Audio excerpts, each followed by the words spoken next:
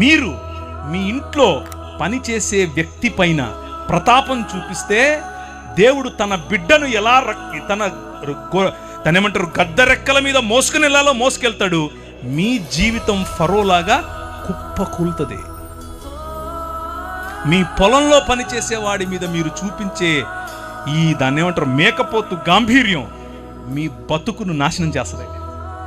మీరు పనిచేసే చోట మీ సహ ఉద్యోగి పట్ల మీరు చూపించేటటువంటి అన్యాయం మీకు పట్టిన కొవ్వు కరిగిస్తుంది. మీ సహ దైవ దాసుల పట్ల మీకు లేని గౌరవం, మీ సంఘంలో మీరు దేవుడు మిమ్మల్ని నాయకులుగా చేశాడు కనుక పాస్టర్లుగా చేశాడు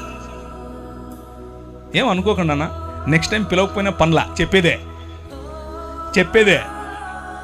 మీరు పాస్టర్లు అయినంత మాత్రాన సమాజంలో ఉన్న వారిని, సంఘంలోకి వచ్చే వారిని వారి మీద అజమాయిషీ చేస్తే ఫరోకు పట్టిన గతే. ఎందుకంటే మన దేవుడు, ఆయన హృదయం ఎక్కడ నలిగిపోయే ప్రజలుంటారో, ఎక్కడ అదిమివేయబడిన ప్రజలుంటారో, ఎవరి పైనైతే మీరు ఇంకా ఎక్కువ భారం పెడతారో అక్కడికి గద్ద తన పిల్లలను తన్నుకొని పోయినట్లు వచ్చి తన్నుకుపోతాడు.